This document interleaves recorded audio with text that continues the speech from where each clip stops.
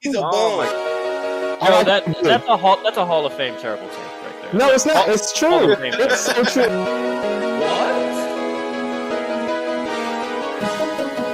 What? Boy just choked. Straight women booty and let the ball go.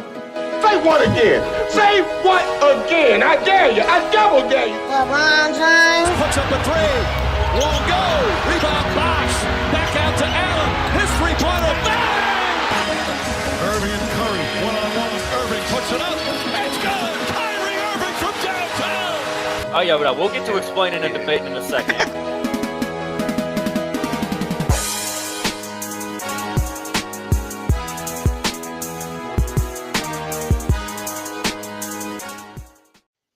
What is up, everybody? 3 in the possible, 2 in the possible today. Devion, It's be like that sometimes. we don't know where you're at. We hope you're good. Hope everything's all right. We'll hold it down without you. But Joe, this was quite the week in the NBA. Man, drama. Quite the week. Love it. We had firings, we had trades, we had a lot of scoring. We had a crazy game, double OT game last night, and we got the All-Star starter. So we're going to get into all of it. First, we got to start with what is probably the most controversial to us. Mm-hmm. The Bucks, despite having at the time the third best record in the NBA, fired their coach Adrian Griffin and hired Doc Rivers, who was a consultant for the team.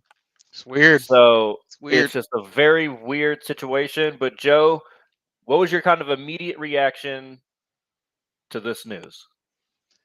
To me, to be honest, I was like, how does Doc keep getting these good jobs? I don't understand it, but hey, he has something on somebody, or he done a great job he must go into a room and be able to talk people over so easily. He must be really good at that, because it's not the fact that he keeps getting other jobs. He keeps getting the prime jobs with superstar talent on them.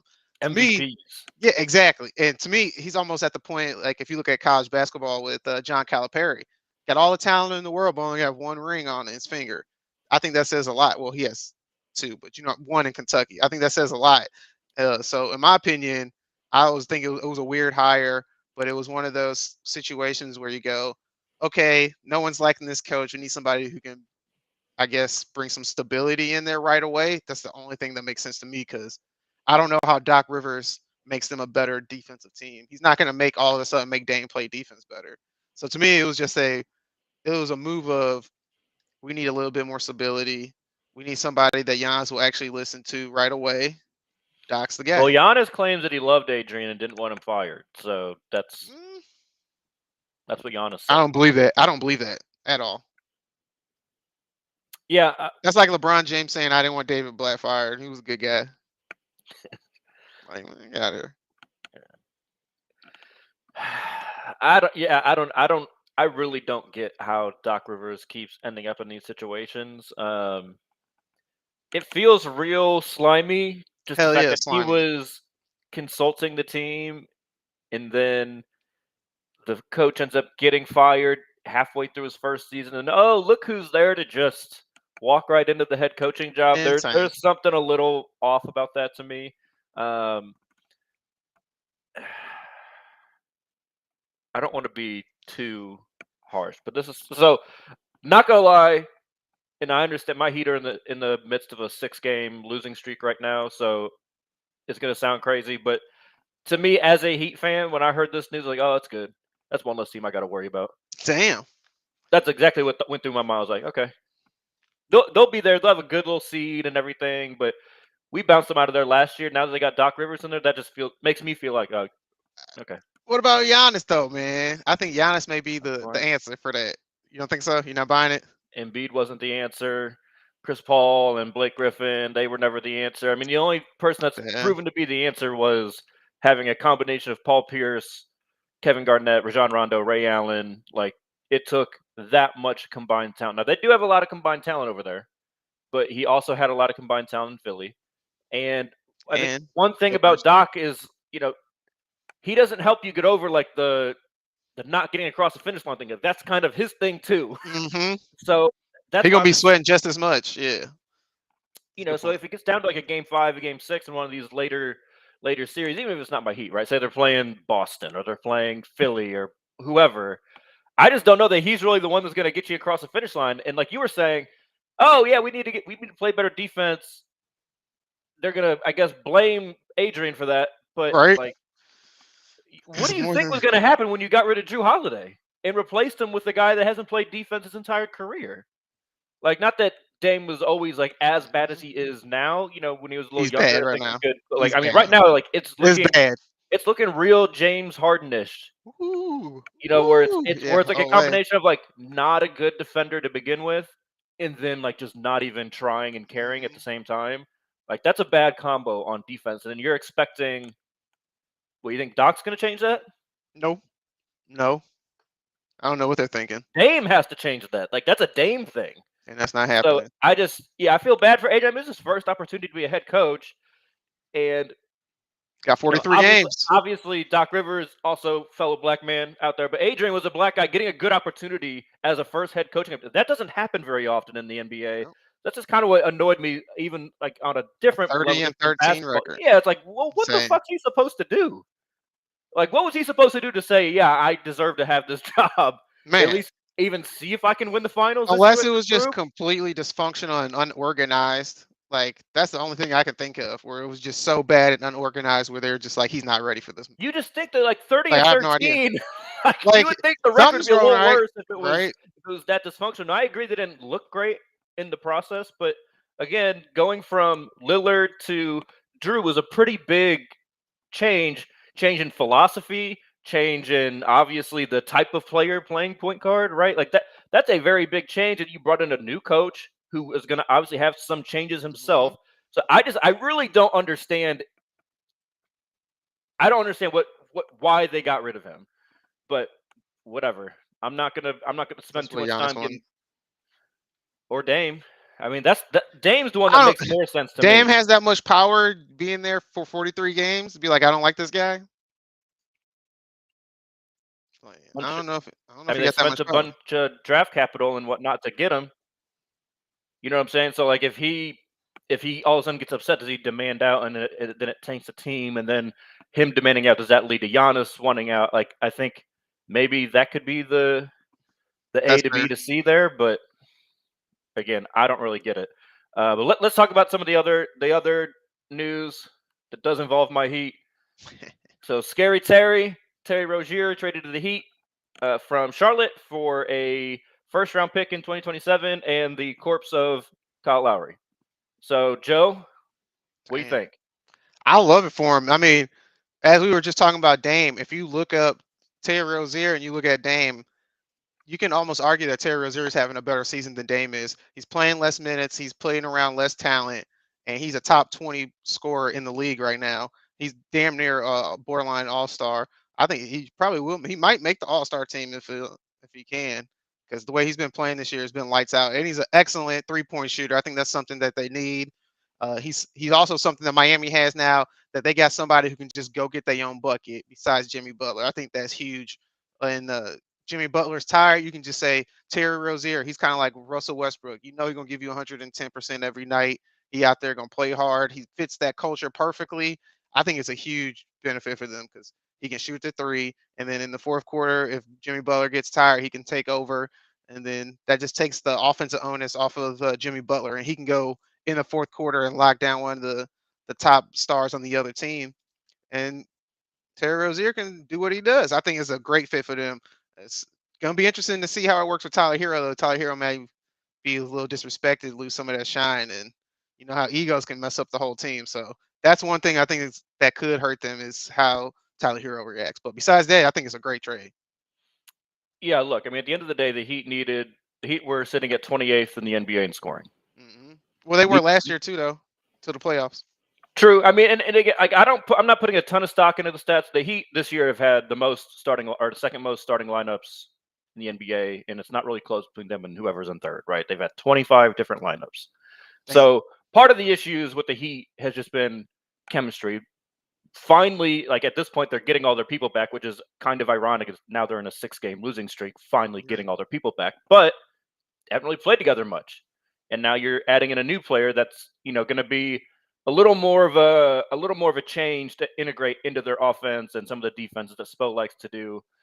I've seen a lot of Heat fans pissed because they're like, well, look at the Knicks. They got OG, and it was a seamless fit. They just started winning immediately. It's different. You don't run things for OG, right? No. OG is just an easy plug and play type of guy.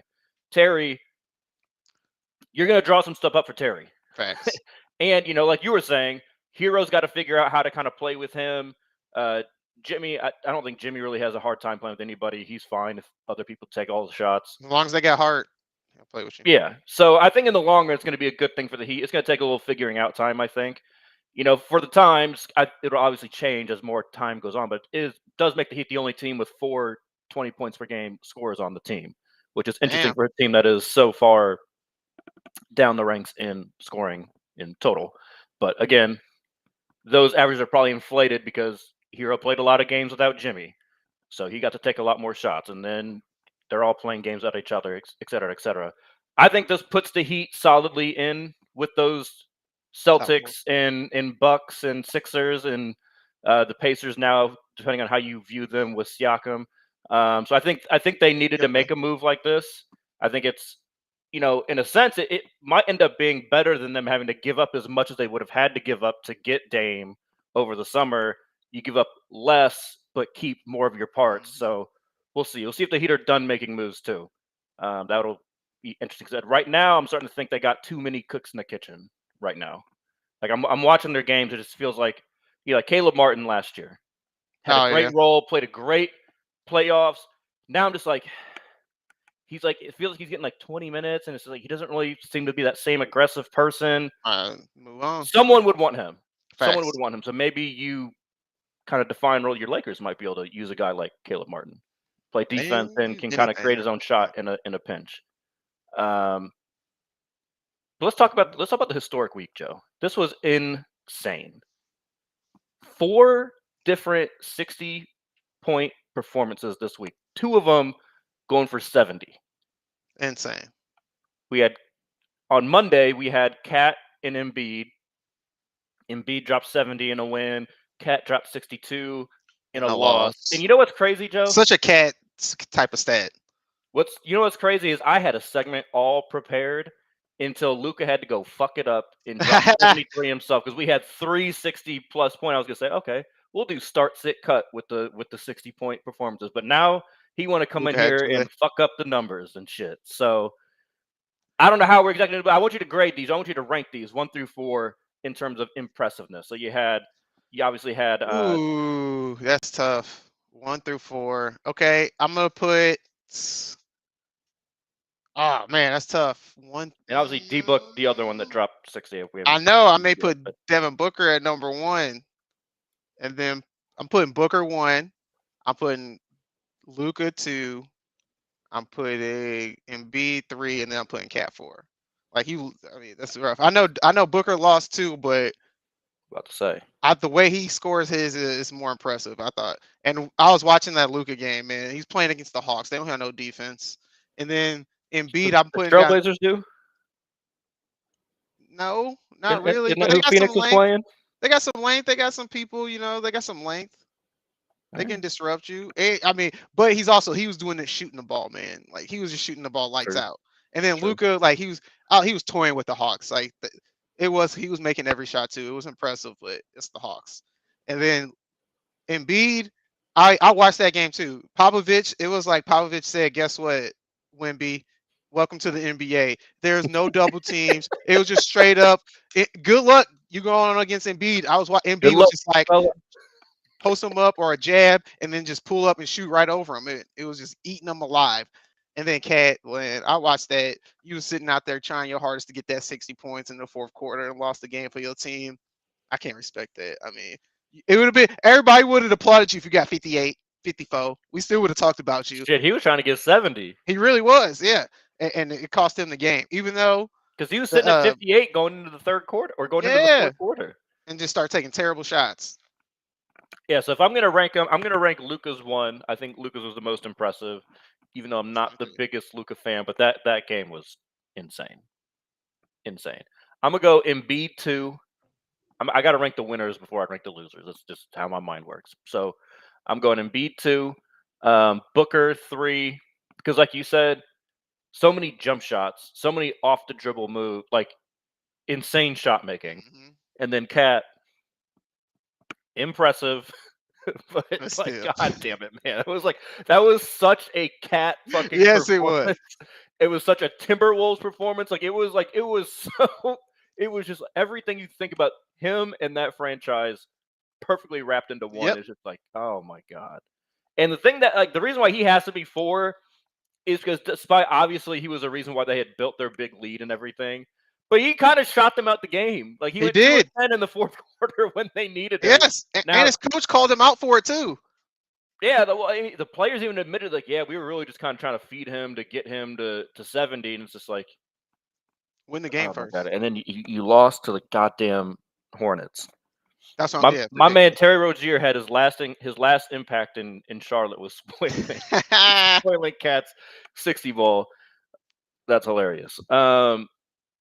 Yeah, and then Booker, I just get so impressed. Like when you watch him and like the shots, because what I appreciate about Booker is what I don't like, about a Luka or a Harden or like a lot of the guys like that. They're trying very hard. It doesn't take Booker very long to get into his move and then get his shot up. That's what I appreciate. It's so much easier to play around that because if he doesn't get a shot, it's like, okay, then he moves it. But man, you know what the underrated part about the Luka thing is too, Joe? His 70 ball against Trae Young. Yeah, because that draft night narrative still that's being why there. he was going out there like that too. Oh yeah, Luka was going out there to show a point, make a point. He's like, yeah, let me remind y'all. Facts. You could have had me. Oh man, that was Luka in Atlanta would have been awesome though, for real. Boy would have had a high top fade and everything by now. Probably would be amazing. Oh, Atlanta could be a little more relevant. No, it's Atlanta. They're never going to be relevant. No, come on. LeBron finished that a long time ago. Just saying. That's facts. One seed, and got their ass packed up and sent home quickly with the swiftness. Yes. Let's talk about LeBron though. Lakers Nation. Double OT thriller against Golden State last night, and LeBron did the thing that everyone always claims he's so fucking scared of doing. Down 1, took it to the rim, got fouled, made both free throws, ball game. Your reaction? 38. Man, 38. My reaction, we don't appreciate LeBron James and Steph Curry enough. It's amazing how old both of those guys are. And for them two to be the best players on the court last night was absolutely amazing. Like watching that game, I was just in awe. Every time Steph got the ball, I was like, dude, really? I was like, man, he's not going to miss.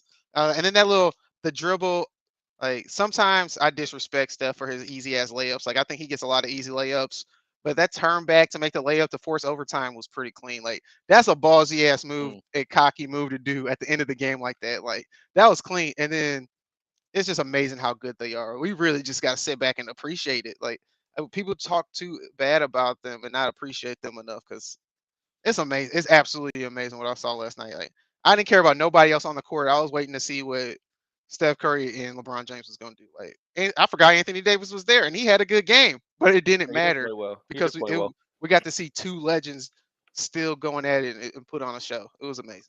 Yeah, and interesting about that was it was the first time that those two had met in the regular season and gone to OT. First OT game between those two. Really? They didn't have a Christmas Day OT game or anything? That's crazy. Or opening day overtime? That's interesting. So yeah, I was keeping a very close eye on that game, Joseph, because I had a little parlay going that needed the Lakers to win. So that hit for me. LeBron helped you out there. LeBron helped me out. So I was real pissed when AD looking like he was lost. Oh my God! When Steph great move. It's not really AD's fault, but I was still like mad in the moment. Like, oh, if they fucking blow it, that's an overtime. I was so scared when he walked into the tunnel. I said, "Here we." But I was so mad, bro, when he walked to that tunnel, man. It was ridiculous. I'll tell you this, Joe. 36, 20, and 12, I think, was LeBron's final stat line. Absurd for someone who's what 30? Is he 39 now? 39, 38 or 38, 39, 39, 38. whatever. One of them up there, damn near 40. Too damn old. Yeah. Insane. That's insane. And then again, Steph's not exactly young anymore. He's still 34, 35. I mean, the fact that LeBron had to do all that and it still came down to the wire is troublesome. And you got Anthony Davis. That's troublesome. I'm just saying. They had Steph Curry. That's all they had. Yep. I mean, Draymond was playing really well. I ain't going front. He had a good game. Yeah, Draymond did his thing. But like you said, no CP. The Lakers are still missing some role players.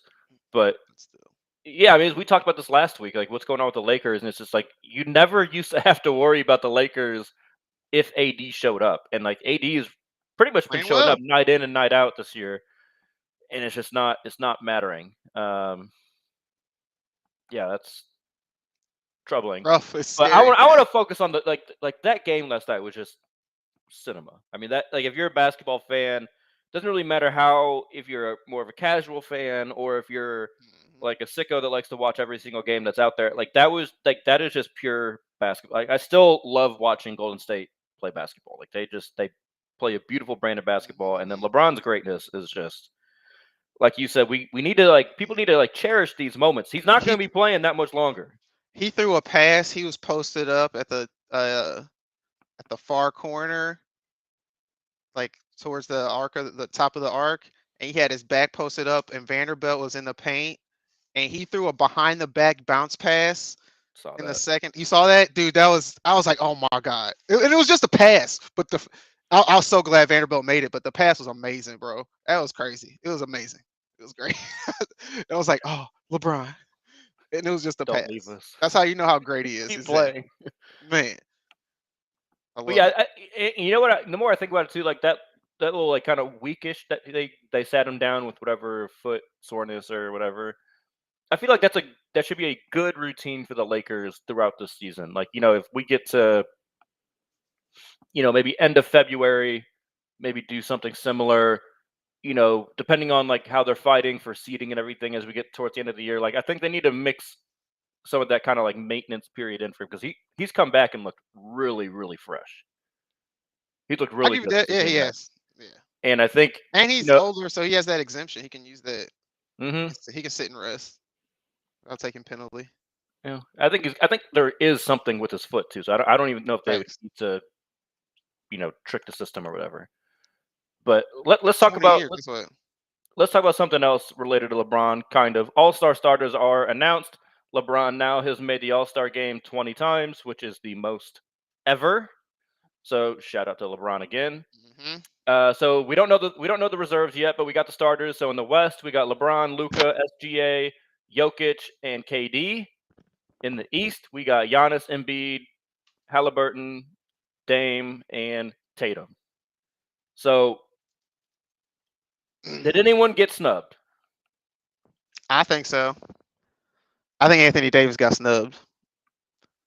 And I know we just gave LeBron all this love, but I really think Anthony Davis should have been on there over LeBron. I think they put LeBron up there because of his record being on All-Star games, being the first team All-Star game like that, starter. I mean, I think they wanted to give him his love and his respect. Starters are voted on by the fans. I know. I agree. I agree with that. I think the fans should have voted for Anthony Davis more. I really do. I think he played great this year. I think he deserved to be a starter. LeBron had a lot of games where he did not look good early on in the season until that in-season tournament stuff started. And Anthony Davis has been really good all year long. So I think fans should have voted for Anthony Davis. I would have voted for Anthony Davis over LeBron James this year for sure. I'm not moved one way or the other by that. That doesn't bother me too much. I think there's certainly a case for it, but I don't know. When I've watched the Lakers, LeBron still looks like the better player to me. So like I'm not. Well, yeah, because he's doing all. I get what you're saying. Everything. But like I don't know. I'm not going to lose sleep over that one. The one that I just really can't make any sense of is Dame. He has just not been very good. He's been good, but he hasn't been to his standards as good as he usually is. Like I said earlier, Terry Rozier, you can argue, has had a better season. Yeah, I mean, again, Individually, not didn't team do it, yeah, wise, on but winning individually. much with Charlotte, but Yeah, but um, individually. I mean, the person to me that just obviously should have started in the East is Jalen Brunson. I mean, he has been playing Mm-hmm. so good this year. It's again, we love to troll the Knicks and everything, and that's always fun. But The fallout's coming. I don't necessarily think that they're going to be much of a factor in the playoffs. But I mean, Jalen Brunson has been fantastic. He deserved, in my opinion, that spot over Dame. But and what's surprising about I'll that is give he's you got that. New York. He's got New York's media behind Right. So him. why were they not voting How for the him? hell did that not happen? Like, how did New York not get Jalen Brunson in over Dame, who was in Milwaukee? That's a good question. Damn. Knicks They fans ain't they coming watch hard him all enough. the time. They watch him all the time. They don't like him. I guess. I guess. They probably voted for OG. That's probably why. Because they've been playing well since he got there. For the I would life of be me, I can't surprised. figure it out. I would not be surprised if Knicks fans was like, but OG, we've been winning since he got here. We look like we can make it to the finals now. Blah blah blah. That's Knicks Stephen A. effect. They don't need to think about nothing. Stephen They A. need is to part of think the about problem, though. that he is the problem. I agree. Him, ESPN, all those national media outlets, they don't want to talk about Jalen Brunson. They just want to keep talking about the same handful of people. Right. Julius Randle. That's it. You're right. You ain't lying. If they spent, if they went into their shows and maybe covered more than the Lakers and the Cowboys, they could maybe, give some And love to some of nobody those would be players. surprised about Halliburton this year. True. He has definitely elevated significantly, but we on this show have been talking about Halliburton since last year. I'm about to say almost 2 years for sure. So we talked about it when he got traded to the Pacers. We said that was a great trade for the Pacers. Yep. Great trade for both teams. Yeah. Working out so far for both teams, that's for sure. Yeah, I mean, it really is crazy. The Kings are a successful franchise, and the Pacers are a successful franchise. You don't see that very often, Joe. And the Timberwolves are a successful franchise right now. Okay, so and the Los Angeles Clippers are a successful franchise right now. So I'm glad actually you brought up the Timberwolves because I don't know who to necessarily replace, but I feel like my man Anthony Edwards should have been a starter. You know what? I feel like Anthony Edwards should have been a starter. Yeah, but who you replace? That's what I'm saying. I don't really want to replace SGA. You can't. It's or tough Luka, to say really. replace Luka right now after fresh off his 73 piece. Man, that's tough. But I mean, Ant has been so good this year, and the Mavs aren't fucking winning like the Timberwolves are. So I don't know.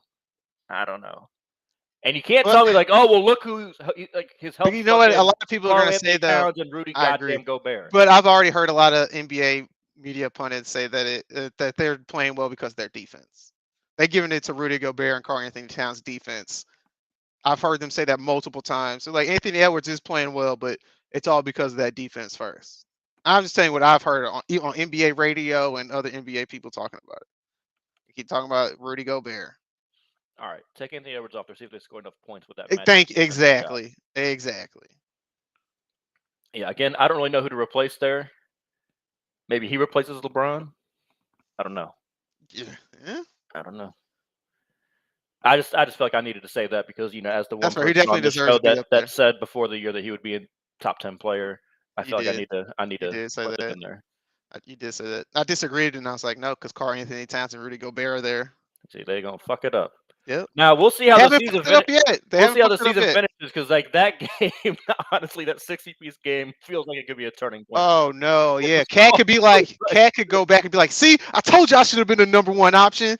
Yeah, he gonna change his voice. He's gonna get all deep again. Oh man, yep.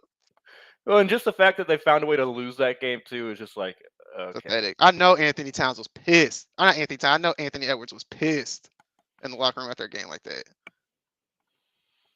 He should have walked in. Fuck your 70 ball. Give me the goddamn ball in the fourth quarter. All right. Exactly. That's what needs to happen there. But I ain't gonna get too mad at it.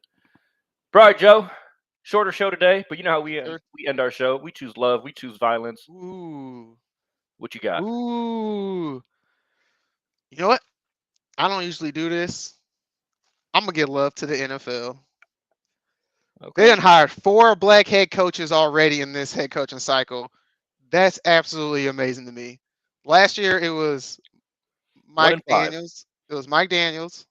It No, was Mike was that wasn't 2 hired by years? the Bucks. Yeah, that was 2 years 2 ago. years ago. So then last year it was just D'Amico Ryans. Yep. 1 and 5. And the 4 now they got 4. I think that's amazing. That absolutely. So you got Mike Tomlin, Mike McDaniels, you got Antonio Pierce, you have D'Amico Ryans, you have Now Raheem Gerard Morris. Mayo. Yep. That's crazy. That's amazing to me. I love it.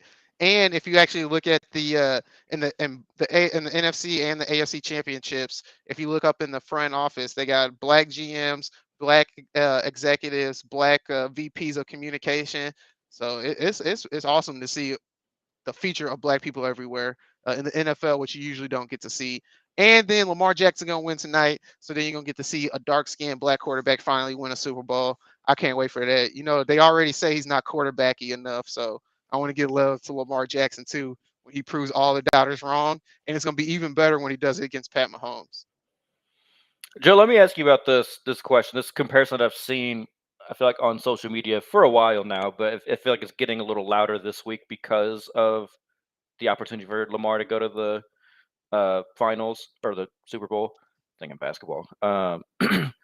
The comparison between Lamar and AI, like kind of culturally. You know what I mean? Like kind of pretty Yeah, much like unapologetically yes, themselves, like not but AI is conforming. more flashy about it. Right. AI was gonna let you know I'm I'm just against. meaning in But the I agree sense with you that like saying. I agree with you they saying. didn't change like how Oh they yeah. acted or how they talked or how they dressed, like any Mhm. of that. Like I heard they it just in kind of a stuck to all that. I heard an interview earlier this week with Joe Buck, and he was talking about Lamar Jackson, and that he said that he was like Lamar Jackson reminds me of Charles Barkley because they don't give a fuck about what nobody think. They're gonna be themselves no matter what. And I was like, Yeah, I don't hate okay, that. I I don't was like, hate that's that. not bad. Because you're right, Lamar Jackson, he country, he hood, he hasn't taken speech classes like Shannon Sharp and others. He's being himself. People told him, "Oh man, you dumb. Go get an agent. You can't have your mama do your contract." Look at him. He saved that 3%, kept it in his family, gave it to his mama, and he about to get an Trust. MVP and maybe go to the Super Second Bowl. That's MVP. crazy. In 4 years. So you gotta put respect on his name and you stop saying he's not a quarterback. That's disrespectful. Yeah, whoever I can't remember who said that he's not quarterbacky enough. It's Quarterback, just like he's not white enough. yeah, I don't know, man. I'm kind of doubling. I'm going to double down on the love. Well, I guess more specifically to Lamar. He's my favorite non-Dolphin player. So I've He's loved my favorite watching him, player. and it is kind of cool. The Him and one like Christian cool McCaffrey are thing my about favorite. living here in Louisville is the fact that he gets a lot of love here, obviously for what he did at University of Louisville. You know, now adjunct instructor. So Yes, sir. go Cards, I guess, whatever they say. Um, but I find his rise so much fun, and I love rooting for him. He's such a fun player, and like the whole like he's not quarterbacky. You know, we're just like one. We can obviously read between the lines and know exactly what the fuck you're trying to say. Right. Like you don't think he's intelligent enough to play the quarterback position. He's not going to read the defense and all that bullshit that comes along with that. But like if you watch him and then still have that take, you either don't know what the fuck you're looking at, Mm-hmm. or like you're just stupid. Like because I sit there and see the way that he manipulates games. So last week was interesting. So someone I follow, he's now he's now an assistant coach on the Steelers. Gerald Alexander. He was with Flores on the Dolphins for a Mm-hmm. long time. He was kind of like his right hand man in orchestrating Flores' defense with Miami. And so when we played Baltimore, that was 3 years ago now. Won the game, close game, really gave Lamar a lot of problems, right? There was a lot of that cover zero, and then sometimes they would not actually be in cover zero, but drop people back. But he Like had that. no Then he weapons would 3 years be ago double either. mugged up right at the line, right? Yeah. But he didn't have the like you said, he didn't have a lot of weapons. He didn't quite seem to have the answers to the test that he needed for that game. Now a lot Oh of that yeah. I know you could exactly where you're blame going. on Greg I know where you're Roman going. and last week I'm watching Gerald Alexander. He's tweeting during the games like, yeah, see when we played them, we had to do that because we didn't want to give him any rush lanes. Because we knew if we got pressure with 4, he was just going to escape and get out, and we are still going to be in trouble, right? Houston did that, especially in the second half. Like they really ratcheted up that same exact type of pressure Lamar had learned from it, and he had answers every single time. And he just started fucking them up. You're right. He finally looks like a little slow motion in the pocket. You're right. You Like can tell he doesn't he's panic. seeing everything. He knows he uses his eyes. You're right. He always has a counter moving in mind. You're right about that. I give you that. Like his development as doing quarterbacky things, it just doesn't get talked about enough because again, his highlights when he runs everything is amazing. Mm-hmm. It's an amazing element to his game, but oh man, I really hope that they pull out that win tonight. I think they will. I do too. But I'm really rooting for it. Is that the 3:00 game or is that the late? I don't remember. It's Pat Mahomes. It's gonna be the late game. You would think, but I feel like I was just flipping to the TV. But that's on the West Coast. Isn't the 49ers on the West Coast? So that may be the night game. Yeah. Because the first game starts in an hour. Yeah. Yeah, they should. Yeah, they're up here in 50 minutes, Joe. Oh, bro, I can't wait. I'm Lamar. locked in. Man, it's gonna be a great game. But all right, y'all. We